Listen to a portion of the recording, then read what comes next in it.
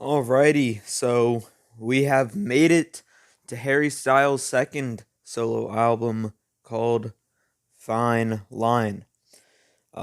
This album was released in 2019 and has a total of 12 tracks, which is two more than his original self-titled album, which I have already reviewed on the channel. Go check that out if you haven't. So yeah, let's get straight into the review. So, the album starts off with an upbeat pop song called Golden.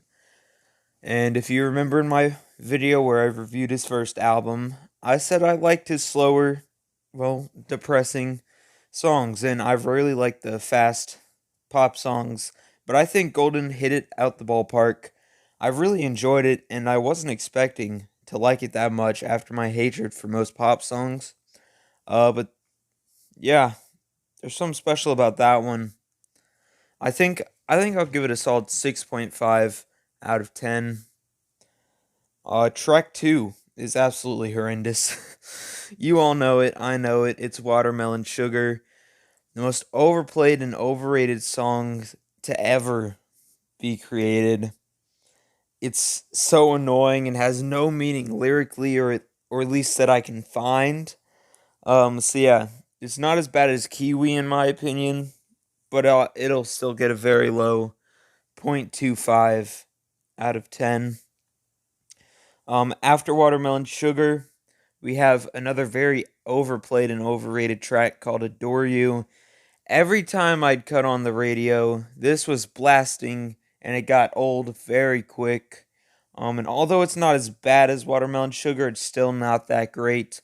I'll give it a 1 out of 10.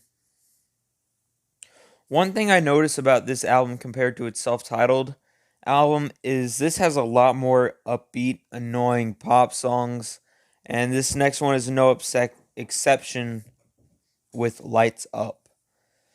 I will say it's much better than both Watermelon Sugar and Adore You, but it's still not my style, so I will unfortunately have to give this one a 2.5 out of 10. Next up, track 5 is Cherry, and at this point, the tracks are building up to be better than the one prior, and this is certainly better than Lights Up. Even though this is better than Lights Up, however, it doesn't make it a perfect song. I really only like the chorus. So I think I'll give it just an even 5 out of 10. Not bad, but not good either. This far into the album, I was really hoping for a slow, soft song, and thankfully, that's what we got next. Track 6 is Falling, and though not as good as Sign of the Times, it's a beautiful song and easily the best track off this album. I'll give it a solid 7.75 out of 10. Track 7 is To Be So Lonely, and it started off a little bit weird, but the more I listened to it, the more it kind of grew on me. The chorus is really catchy. Other than the chorus, though, this song is just average. I think it deserves higher than 5, but not quite a 6. So I'll give it a 5.75 out of 10. Next song is simply titled She. This song, for whatever reason, reminds me of Woman off the first album, except this is much more annoying. Not a big fan of this one, especially the chorus when he goes like really high pitched and goes she. All right, that was kind of cringy, but it's just like nails on chalkboard. Um, I'll give this one a 3.75 out of 10. Next up, track 9 is Sunflower Volume 6. I'm still trying to find the first 5 volumes, but they must be somewhere else.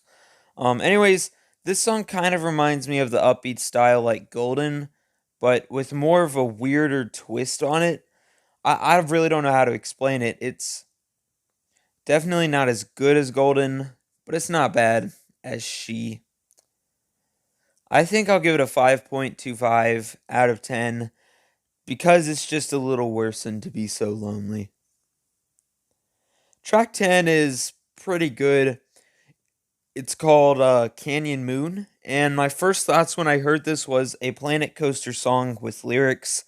And Planet Coaster has one of the best soundtracks in video game history. If you didn't know that, you guys should listen to the soundtrack. It's very good.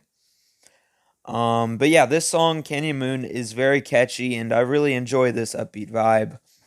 I'll give it a decent 6.75 out of 10.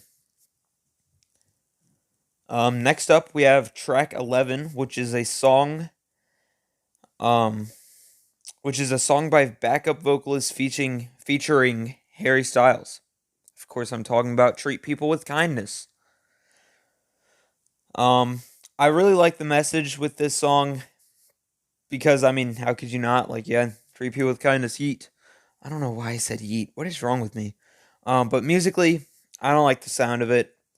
Um, I'm just looking down on my notes for this song, and it said cringy middle school play, so I must have thought that it sounded like a cringy middle school play, which, I don't know about that. Um, but yeah, I mean, it's okay. It's not the greatest, but yeah, I'll give it a 4.75 out of 10. And lastly, we have reached the final track of this album, track 12, and it's named after the album, or vice versa. It's called Fine Line. I think this is a weak way to end out this album with another song relying on his vocals, except this time he's singing high pitched the entire time. I guess it gets okay when the horn comes in because I like horns. But other than that, it's a disaster. So I'll give it a low rating of 1 out of 10. But yeah, there we have it. My review for the Harry Styles Fine Line album. And we still have one thing left to do, and that is to calculate the album's final score by getting the average of the 12 tracks. After my calculations on the album, it gets a final score of 4.1875 out of 10, which does mark it the worst the worst album I've ever reviewed on the channel statistically, because the second worst one now was In 3D by Weird Al Yankovic with 4.34 stars. So, yeah, sucks for this one, but yeah, I probably won't listen to this one all the way through again. But I might add a few of the songs to my playlist, such as like Falling, Golden, To Be So Lonely's alright. I might add that one as well. But yeah, anyways, I hope you all enjoyed the video, and I would love to hear your thoughts on this album and album suggestions in the comments. See you later.